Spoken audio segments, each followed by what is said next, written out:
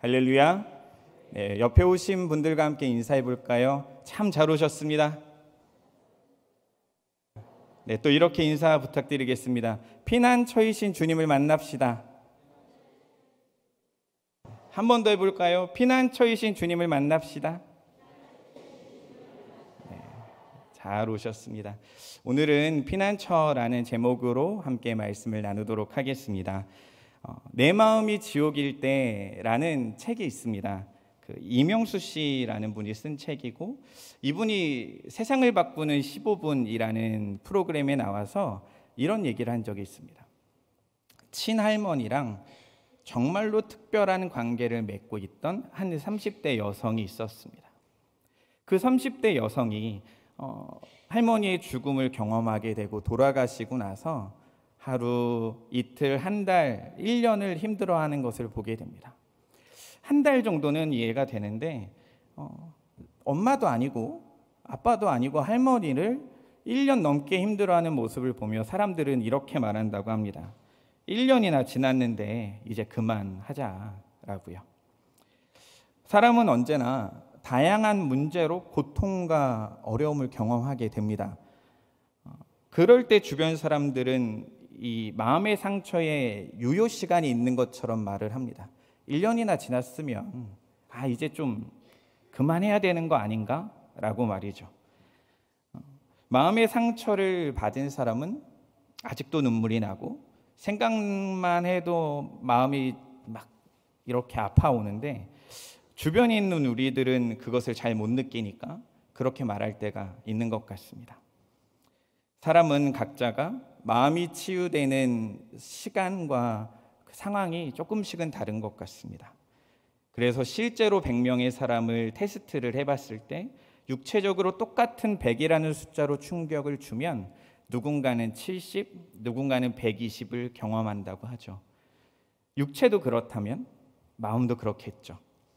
그래서 우리는 누군가가 상처에 힘들어하고 지쳐있고 무너져 있는 그 순간 이제 그만하자라고 하는 말보다는 함께 기도할 수 있었으면 좋겠습니다. 우리는 인생을 그렇게 살아가게 됩니다. 방금 얘기한 것처럼 아픔을, 눈물을, 상처를 경험하게 되는 거죠. 오늘의 본문은 그렇게 지쳐있는 자에게 말을 거는 것 같습니다. 나에게 하나님은 어떤 분이셨냐면 하고 말을 겁니다. 그리고 너에게 하나님은 이런 분이야 라고 말을 겁니다. 그리고 마지막으로 우리 하나님은 이런 분이다 라고 설명합니다.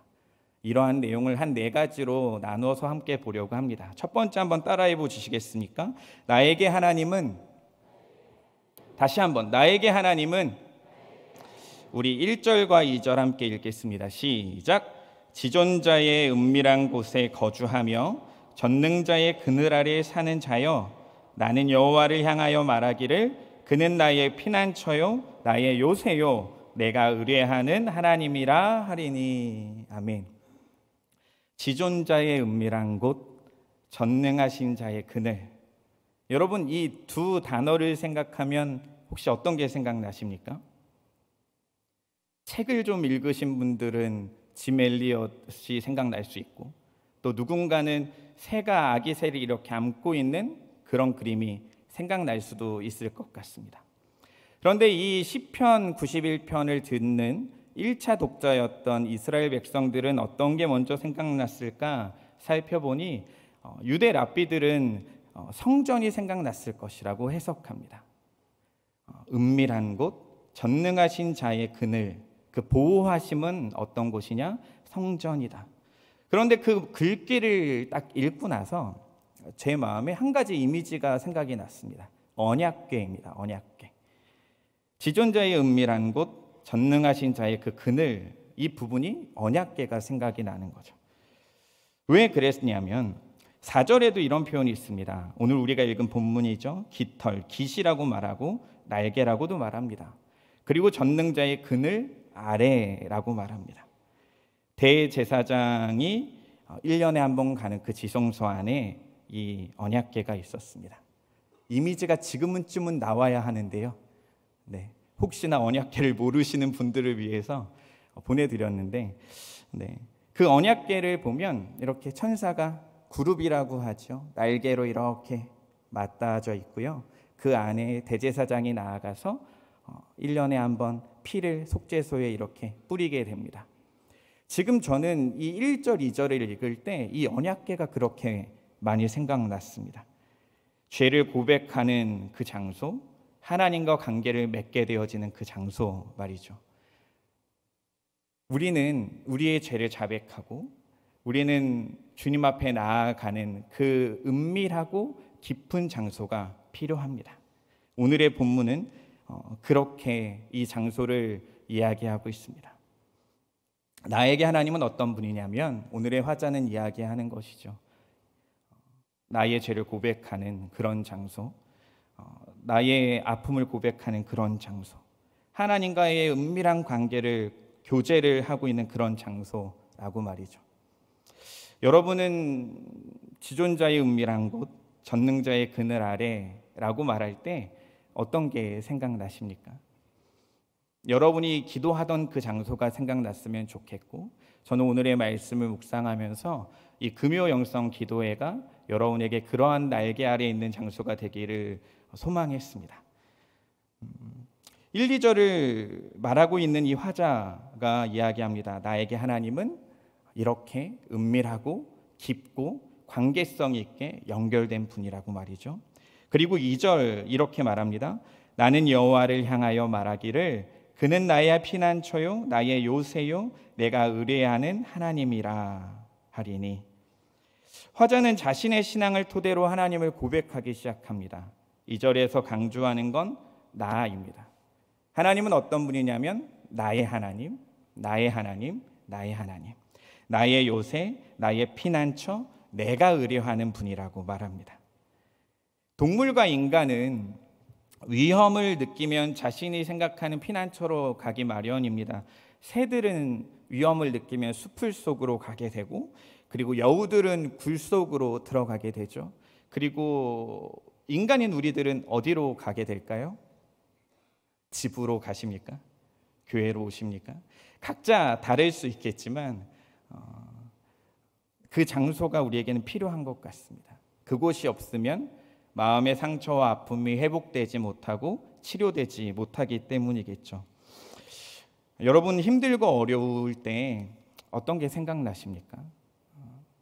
저는 힘들고 어려울 때 하는 어떤 행동들이 있습니다. 이제 어깨를 이렇게 툭툭 치고 있다거나 아니면은 이제 지하에 내려가서 중고등부실에서 드럼을 친다거나, 누군가는 기도를 하시는 분이 있을 수 있고 누군가는 전화기를 붙들고 이 권사님 내가 오늘 말이요 무슨 일이 있었냐면 진짜 그 집사 때문에 너무 힘들어가지고 막 어쩌고 저쩌고 이렇게 할 수도 있죠. 그리고 또 누군가는 성경을 볼 수 있습니다. 그러고 또 누군가는 핸드폰을 보고 유튜브를 보고 TV를 볼 수도 있습니다. 힘들고 어려움 그리고 아픔과 상처를 해결하는 건 너무나도 중요합니다. 그래서 그것을 해결하지 못하면 집안에 음식물 쓰레기가 모여 있는 것처럼 계속 가득가득 쌓아놓다가 음식물 쓰레기를 정리하려고 그 통을 딱 열면 온 집안이 막 그런 썩어 문드러진 냄새가 확 나지 않습니까? 그런 것처럼 우리에게도 나는 거죠. 나에게 작은 마음의 상처, 작은 시련, 아픔, 고난, 역경이라는 것이 닥치게 되면 우리는 그것을 처리해야 될 방법이 필요합니다. 오늘의 본문은 그것을 나의 피난처, 나의 요새이신 하나님이라고 말합니다. 감정이 쌓여서 골마 터져도 병이 되듯이 우리의 아픔과 상처는 하나님께 구하지 아니하고 토설하지 아니하면 병이 되는 것과 마찬가지겠죠. 우리가 찾기 전부터 이미 우리에게 다가오셔서 나는 너의 피난처다, 나는 너의 요새다 라고 말씀하시는 하나님을 기억하셨으면 좋겠습니다. 그 하나님은 전능자인데도 불구하고 만왕의 왕인데도 불구하고 한낱 한없이 부족하고 나약한 우리를 향해 찾아와 오늘 이 시편의 1, 2절처럼 이야기하십니다. 나는 너의 피난처다 라고 말이죠. 우리 이렇게 한번 따라해 주셨으면 좋겠습니다. 하나님은 나의 피난처다. 나의 피난처다. 네. 두 번째입니다. 두 번째는 너에게 하나님은 이란 주제인데요. 우리 3절부터 6절 함께 읽겠습니다. 3절부터 6절입니다. 시작.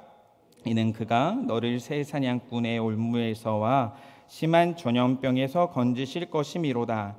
그가 너를 그의 깃으로 덮으시리니 내가 그의 날개 아래에 피하리로다.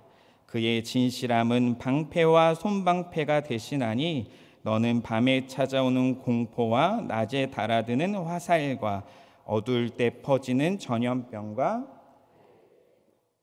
재앙을 두려워하지 아니하리로다. 아멘.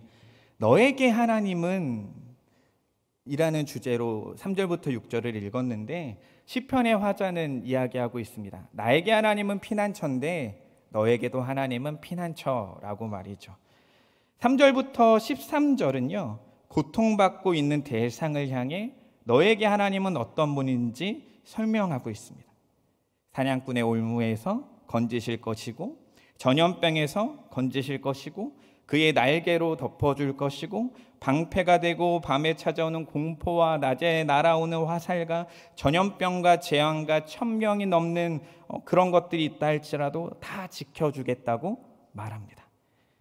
시편의 화자는 정말로 다양한 표현으로 하나님이 보호할 것이라고 3절부터 13절까지 쭉 얘기하고 있습니다. 이렇게 이야기하는 이유는 간단하겠죠. 우리의 인생도 위험의 연속이 계속되기 때문입니다. 전염병과 같은 아픔, 환경의 오염 같은 것들, 기후의 변화 같은 것들, 아니 개인의 인생으로 돌아보게 되면 옆집 아저씨랑 싸우거나 어저께 저는 잠을 잘 못 잤어요. 이렇게 도로를 막 이렇게 아스팔트를 깎아대는 걸 보면서 11시에 가서 이거 언제까지 하나요? 새벽 3시 반에 가서 이거 언제까지 하나요? 아픔이 막 다가올 수 있습니다. 상상하지 못하지만 불편함이 닥쳐올 수 있습니다.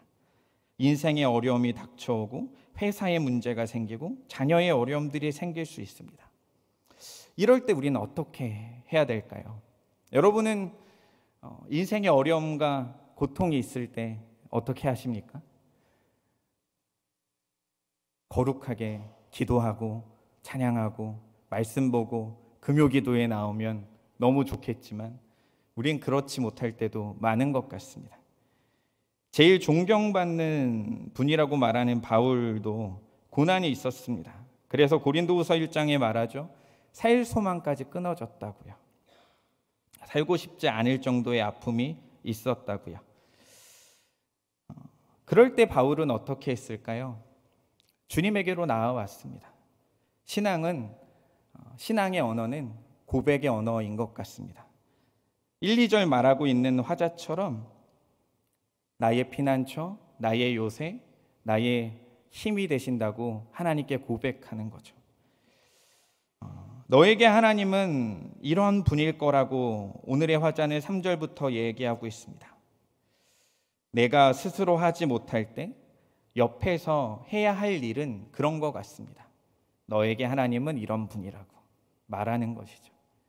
힘들고 지쳐하는 분에게 정중하고 그분이 들을 수 있는 언어로 그 사랑의 표현으로 이야기해야 한다는 것입니다. 너에게 하나님도 피난처라고. 그러나 그분이 마음이 상하고 어려울 때 그렇게 안 들릴 수 있습니다. 그리고 우리에게 짜증내고 답답해하고 어려워할 수 있죠. 그래도 괜찮습니다. 정중하게 이야기해 주어야 합니다.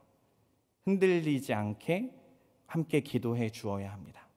나에게 피난처이신 하나님이 계시듯 너에게도 동일한 피난처이신 하나님이 계시다고 말이죠. 여러분의 마음이 지치고 힘들 때, 그리고 여러분 근처에 마음이 지치고 힘든 분이 계신다고 느껴질 때가 있다면 꼭 이 시편 91편을 함께 읽어주시길 바랍니다. 전능자의 그늘, 그리고 지존자의 은밀한 곳에 나의 피난처 되시고 나의 요새 되시는 그분이 함께 하신다고 말이죠. 우리 4절 한번 읽어볼까요? 4절입니다. 시작. 그가 너를 그의 깃으로 덮으시리니 내가 그의 날개 아래에 피하리로다. 그의 진실함은 방패와 손방패가 되시나니. 아멘. 영국의 선교사였던 아프리카 선교를 담당하던 데이비드 리빙스턴이라는 분의 경험담입니다. 1855년 11월 20일 빅토리아 폭포를 발견한 우리 140명의 일행은 동북 방향으로 길을 떠났다. 언제나처럼 우리는 온갖 위험에 노출이 됐다. 그러나 우리는 하나님의 말씀의 전파자로서 아무도 방패를 갖고 있지 않았다. 이 방패는 곧 전쟁의 무기고, 우리가 그 방패를 가졌다는 의미는 어떤 싸움도 하길 원한다는 것이기에 우리는 이 방패를 내려놓았다.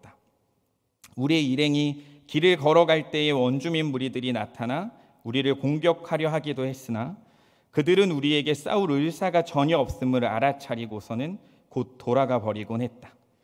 비록 우리는 140명의 일행의 손에 방패는 없었지만 우리는 보이지 않는 하나님을 방패로 삼았기에 무사히 제1회 전도 여행을 마칠 수 있었다. 시편의 기자도 말했습니다. 그의 날개 아래 피하리로다. 그의 진실함은 방패와 손방패가 되시나니. 시편 기자의 방패가 리빙스턴의 방패가 되었고, 지금 이 시간 여러분의 방패가 되실 것입니다. 시험과 핍박과 고난 가운데 있더라도요, 견고한 망대이신 하나님을 믿고 의지할 때 하나님께서 눈동자같이 지켜주시고 구원해 주시고 안전하게 해주실 겁니다. 시편의 화자는 나에게 하나님이 피난처이듯이 너에게도 피난처라고 말하고, 나에게도 방패가 되어주시듯이 당신에게도 방패가 되어주실 것이라고 말하고 있습니다. 병이 있고 공포가 있고 화살이 있고 어려움이 있어도 괜찮다고 하나님이 너의 피난처가 되실 것이라고 말해주고 있습니다. 여러분, 한번 생각해 보십시오. 여러분에게 이렇게 말해주고 있는 동역자가 있으십니까? 그 동역자가 없다면 여러분이 그 동역자가 되어주시길 바랍니다. 너에게 하나님이 계신다. 너에게 피난처가 있다. 라고 말이죠. 세 번째입니다. 한번 따라해 주시겠습니까? 너가 고백할 하나님은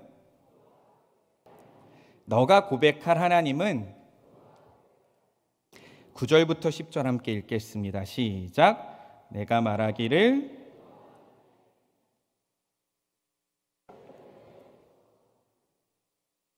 화가 내게 미치지 못하며 재앙이 내 장막에 가까이 오지 못하리니. 아멘. 아멘이죠. 시편의 화자가 이야기합니다. 너가 말하기를 너가 이렇게 됐으면 좋겠는데, 너가 이제 이렇게 고백하게 될 건데, 너가 아픔이 있고 힘이 들고 고난이 있어도 너가 이렇게 말하게 될 건데 라고 하면서 말합니다. 그 확신을 가지면서 말하죠. 9절을 보면 이렇게 말합니다. 너가 말하기를 내가 말하기를 여호와는 너의 피난처라고, 나의 피난처라 하고 지존자를 너의 거처로 삼았으므로 라고 말합니다. 피난처가 되시는 그분은, 여러분, 피난처는 히브리어로 해서 보고 한국어로 봐도 지역이지 않습니까? 장소입니다. 그런데 오늘의 본문은 이렇게 말합니다. 하나님이 피난처가 되신다고. 무슨 의미일까요? 저는 이렇게 생각이 들었습니다. 하나님은 무소부지하시죠. 아니 계신 곳이 없습니다. 그러니 지금 내가 여기 있던지 미국에 있던지 군대에 있던지 하나님은 나의 피난처가 될 수 있다는 겁니다. 그리고 그분이 우리의 거처가 되어주십니다. 집이 되십니다. 가정이 되어주십니다. 부모님의 이름으로 된 집에 아이들이 삽니다. 부모님이 침대도 사고 의자도 사고 책상도 사줬습니다. 그런데 우리가 이 아이들이 이거 쓸 때 그 사용료 받으십니까 혹시? 책상 한번 썼으니까 고은이 500원 내야지 이렇게 할까요? 안 그럽니다. 왜냐하면 내 자식이기 때문이죠. 내가 사랑하는 아이이기 때문입니다. 나와 한 집이기 때문입니다. 등본으로 떼어도 내 안에 있습니다. 오늘의 본문은 이야기합니다. 너가 이제 고백하게 될 하나님은 어떤 분이냐면 지존자를 거처로 삼은 지존자이신 그 지극히 높으신 그분이 나와 함께 살게 됐다고, 나는 그분을 의지한다고 고백하게 될 거라고 말하고 있습니다. 11절 한번 더 읽어볼까요? 11절입니다. 시작. 그가 너를 위하여 그의 천사들을 명령하사 내 모든 길에서 너를 지키게 하심이라. 아멘. 하나님이 우리와 함께 살아주시고 가정이 되어주시는 것도 놀라운데 그 다음 11절은 뭐라고 말하냐면 보호하신다는 겁니다. 천사들을 명령해서 모든 길에서 너를 지키실 것이라고 말했습니다. 저는 어렸을 때 어느 수학여행이나 멀리 어디를 갈 때마다 어머니가 꼭 이 성경 구절을 읽어주었습니다. 걱정하지 말고 가라고, 두려워하지 말고 가라고 말이죠. 오늘의 말씀을 묵상하는데 과거 사역했던 것이 생각났습니다. 제가 다른 교회에서 사역할 때 교역자 수련회를 갔습니다. 교회 봉고차를 몰고 신나게 갔죠. 4차선을 신호를 쫙 다 지켜서 파란불 확인하고 1초 뒤에 갔습니다. 그런데 오른쪽에서 승용차가 정말 빠르게 달려오는 게 보여지는 겁니다. 4차로였고 불법으로 이 차가 달려오고 있는 게 보였고 저희도 가고 있는 순간이었습니다. 아차 싶었고 정말 사고가 날 것 같아서 사이드 브레이크를 당기고 브레이크를 밟으면서 오른쪽으로 차를 돌렸습니다. 그런데 참 놀랍게도 저희 차는 이렇게 돌고 그 차는 이렇게 돌고 그런 얘기 하나 하지 않습니까? 깻잎 한 장의 차이로 차가 싹 지나갔습니다. 그리고 나서 그때 함께 사역했던 목사님이 뭐라고 말씀하셨냐면 하나님이 지켜주셨어 라고 말씀하셨습니다. 저도 너무 전적으로 동의합니다. 운전을 잘했다거나 그런 게 아니라 하나님이 진짜 지켜주셨구나를 그때 다 같이 느끼고 잠시 멈춰서 기도하고 다시 차를 옮겨 이동하기 시작했습니다. 여러분, 하나님의 보호하심은 우리의 생각을 넘어섭니다. 우리의 상상을 넘어섭니다. 우리를 보호하심을 넘어 또한 우리에게 권세도 주시는데 13절 이렇게 말합니다. 13절 함께 읽어볼까요? 시작. 내가 사자와 독사를 밟으며 젊은 사자와 뱀을 발로 누르리로다. 아멘. 모든 대적과 위험한 상황을 물리칠 수 있게 해주신다고 말하고 있습니다. 사자의 분노를 잠재우듯이 밟는다고 말하고요. 독사의 이빨을 뽑아버린 것처럼 위험 가운데 안전하게 해주실 것이라고 말합니다. 성경에서는 뱀으로 해석되는 히브리어가 10개가 넘습니다. 정말 다양한 뱀이란 단어가 있습니다. 이건 저는 개인적으로 그런 것 같습니다. 이 사단이 정말로 다양한 모습으로 우리에게 유혹하고 시험 들게 합니다. 저는 중고등부 아이들에게 자주 이렇게 말합니다. 야, 시험에 들만한 사람이 좀 되라. 무슨 표현인지 아십니까?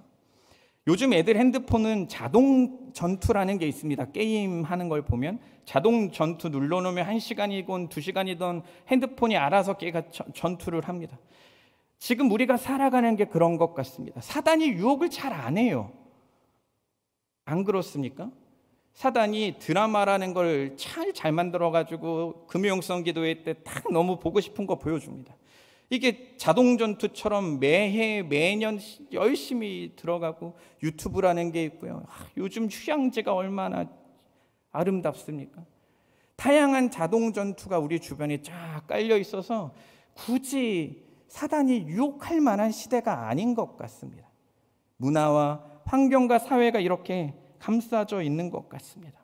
그런데 그때 하나님이 뭐라고 말씀하시냐면 너가 이제 이런 권세를 가질 건데 사자와 독사를 밟으며 젊은 사자와 뱀을 발로 누를 것이다 라고 말합니다. 누가복음 10장 19절도 말하죠. 내가 너희에게 뱀과 절가를 밟으며 원수의 모든 능력을 제어할 권능을 주었으니 너희를 해칠 자가 결코 없으리라. 아멘이십니까? 우리는 예수님을 믿음으로 이미 승리했습니다. 지쳐있고 힘들어하고 어려워하는 그에게 시편의 화자는 말하고 있습니다. 우리가 믿는 하나님이 어떤 분이냐? 승리하게 하시는 하나님이다. 우리가 믿는 하나님은 어떤 분이냐? 우리를 보호하시는 하나님이다. 우리가 믿고 있는 그 하나님은 어떤 분이냐? 우리가 쓰러질 수 없는 그런 분 아니냐라고 말하는 것이죠. 너의 입에서 이렇게 고백되기를 원한다고 말하는 이 시인의 마음이 어떨 것 같으십니까? 저는 이렇게 문장을 요즘 시대의 말로 바꿔봤습니다. 너의 입에서 하나님이 피난처라고 고백할 때가 있을 거야. 그러나 너와 함께 거하시는 하나님을 기억해야 돼. 너를 보호하시고 원수의 모든 능력을 제어할 권능을 주셨어. 너는 그걸 기억해야 돼. 이제는 너의 입술이 그렇게 고백되길 바란다. 우리는 때론 힘들고 지치고 고난이 경험되어지는 분들에게 아무 말도 못할 때가 많습니다. 그래야지 덜 상처받을 것 같으니까. 그러나 우리는 정중하게 말해야 되는 게 있는 것 같습니다. 오늘의 말씀처럼 말이죠. 하나님은 보호하시는 분이라고. 하나님은 우리에게 권세를 주시는 분이라고. 하나님은 우리의 피난처가 되신다고 말이죠. 요즘 점점 그런 생각이 듭니다. 시대가 지나면 지날수록 기도의 제목이 많이 사라졌습니다. 우리가 10년, 20년 전만 생각해 보십시오. 기도 제목을 지나가는 사람에게 물어봐도 대답할 만큼 준비되어져 있었습니다. 하나님께 기도하고 있었기에 말할 수 있었습니다. 그러나 요즘은 하나님께 기도해도 응답되지 않을 것 같은 분위기가 뭔가 있는 것 같습니다. 여러분, 이번 주에 나의 기도 제목을 누군가에게 요청해 보신 적 있으십니까? 그렇게 요청하면서 저 사람이 오해하면 어떻게 하지? 혹은 이런 것도 기도 제목으로 내놔야 하나? 라고 말하면서 아예 말 안 하고 있지는 않으십니까? 하나님이 우리 공동체, 신년이라고 하는 우리의 공동체를 허락하신 것은 하나님께서 이 공동체를 이끌어 가시기에 허락하신 것입니다. 그러기에 걱정하지 말고 함께 그러한 나눔들이 더욱더 많아졌으면 좋겠습니다. 우리 네 번째입니다. 피난처이신 하나님. 함께 읽어볼까요? 피난처이신 하나님. 14절부터 16절 함께 읽겠습니다. 시작. 하나님이 이르시되 그가 나를 사랑한즉 내가 그를 건지리라. 그가 내 이름을 안즉 내가 그를 높이리라. 그가 내게 간구하리니 내가 그에게 응답하리라. 그들이 환난 당할 때에 내가 그와 함께하여 그를 건지고 영화롭게 하리라. 내가 그를 장수하게 함으로 그를 만족하게 하며 보이리라 하시도다. 아멘. 시편의 화자가 말하였습니다. 나에게 하나님은 피난처이신 하나님이다. 그리고 힘들어하는 자를 향해 말합니다. 너에게 하나님도 피난처이신 하나님이다. 그리고 이어서 말합니다. 너가 이제는 이렇게 믿음으로 고백하게 될 거다. 그리고 나서 마지막에 활용정점처럼 뭐라고 말하냐면 하나님이 이르시되 라고 말합니다. 고난을 당하고 있는 이에게 말하고 있습니다. 그리고 이 시편 91편 14절 16절에 특이한 표현이 등장합니다. 반복되는 표현입니다. 내가입니다. 하나님이 말씀하십니다. 내가 피난처다. 하나님이 말씀하십니다. 누가 뭐라고 해도 내가 피난처다. 하나님이 말씀하십니다. 누가 뭐래도 내가 방패다. 하나님이 말씀하십니다. 누가 뭐라 그래도 내가 너의 요새가 된다. 라고 말이죠. 피난처는 장소입니다. 아까 얘기한 것처럼. 우리가 가야 할 것처럼 우리에게 또 힘든 것처럼 느껴지는 단어가 아닙니다. 모든 땅의 주인이시고 모든 것에 완벽하시고 완전하신 그분이 이야기하고 있는 겁니다. 내가 피난처다 라고 말이죠.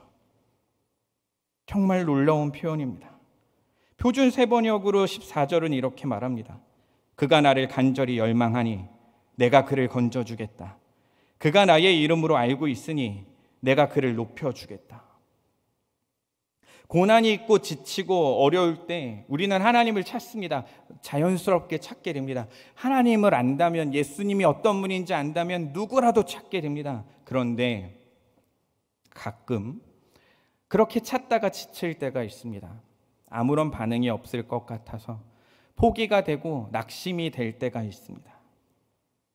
오늘의 본문은 그러함에도 포기하지 말라고 우리에게 이야기해 주고 있습니다. 전능자의 그늘 아래 지존자의 은밀한 곳에 있는 너는 계속 그를 찾아야 된다고 말합니다. 그리고 14절이 말하는 거죠. 그가 나를 간절히 열망하니 하나님이신 하나님께서 내가 그를 건져주겠다 말씀하십니다. 우리가 하나님의 이름을 계속 부르니 하나님께서 그를 높여주겠다 말씀하는 겁니다. 하나님께서는 우리의 간구에 응답하십니다. 우리가 보기에 숨으시는 것 같고, 우리가 보기에 응답하지 않는 것 같고, 우리가 보기에 이제 하나님은 침묵하는 것처럼 보여도 하나님은 이야기하시는 거죠. 내가 피난처다라고 말이죠. 고난 당하는 분이 계십니까? 힘이 드신 분이 계십니까? 하나님이 응답하지 않으시는 것 같고 나는 이제 다 망한 것 같다고 생각 드시는 분이 계십니까? 태초부터 우리를 사랑하고 우리를 보호하시는 주님께서 이야기하십니다. 내가 피난처다라고 말이요. 여러분은 여러분을 포기했을지 몰라도 하나님은 여러분을 포기하지 않으셨습니다. 그리고 시편의 1절부터 16절의 이야기를 통해 말하고 있습니다. 겁낼 필요 없고 두려워할 필요 없고 무서워할 필요 없다. 내가 너의 피난처고 내가 너의 방패고 내가 너와 함께하기 때문에 두려워할 필요가 없다. 말씀을 마무리하겠습니다. 시편 91편은 고난을 당한 자와 위로하는 자의 대화처럼 보입니다. 그러나 우리는 가끔 누군가가 나를 위로하려고 하고 내가 낙심의 구렁텅이에 빠져버리면 하나님이 어떤 분인지 이야기할 때 듣고 싶지 않을 때가 있습니다. 상처가 되거든요. 나에게는 침묵하는 것 같거든요. 나에게는 하나님이 아무것도 안 하는 것 같거든요. 그러나 오늘의 본문은 우리에게 이야기해 줍니다. 우리가 그 사람들에게 혹은 지쳐있는 자들에게 이야기해 줘야 된다고. 하나님이 피난처라고, 하나님이 방패라고, 하나님이 요새라고. 세상을 의지할 게 아니라 제발 하나님을 의지하자고. 그렇게 말귀를 못 알아듣는 것 같은 우리를 향해 14절에서부터 이야기하는 겁니다. 그래서 하나님이요, 내가 피난처다. 아직도 모르겠니? 내가 피난처다. 왜 아직도 세상을 따라가니? 내가 피난처다. 고난당하고 힘들어하는 분들에게 이제 그만하면 됐어 라고 말하지 않았으면 좋겠습니다. 그러나 대신 함께 울고 함께 기도했으면 좋겠습니다. 누구나 그런 상처가 있고 누구나 그런 아픔이 있습니다. 오늘의 시편의 화자는 이야기합니다. 괜찮다고, 우리의 피난처가 있다고, 걱정하지 말라고 말이죠. 나의 하나님이 너의 하나님이 되길 기도할게. 오늘의 시편의 화자는 저에게 그렇게 말하고 있었습니다. 그리고 시편의 화자는 또 이렇게 저에게 말했습니다. 너가 고백할 하나님이 어떤 모습일지 나는 기대한다. 그리고 마지막으로 시편의 화자는 저에게 말했습니다. 하나님은 너와 나의 피난처시다. 우리에게 고난이 언제나 닥칠 수 있습니다. 그러나 언제나 닥칠 수 있는 그 고난은 언제나 함께 하시고 무소부지하신 하나님의 능력 가운데 덮어지는 것을 믿으시길 바랍니다. 두려워하지 마십시오. 근심하지 마십시오. 낙심하지 마십시오. 하나님이 피난처가 되십니다. 기도하겠습니다. 하나님, 인생을 살아가는 것이 때로는 어렵고 지속적인 아픔과 어려움이 우리를 올가맬 때가 있지만, 그러나 피난처이신 주님을 따라 살아가는 저희들 되게 하여 주시옵소서.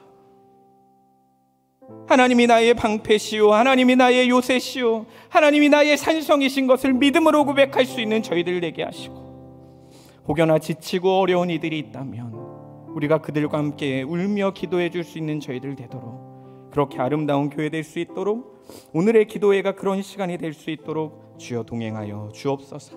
그리스도이신 예수님의 이름으로 기도합니다. 아멘.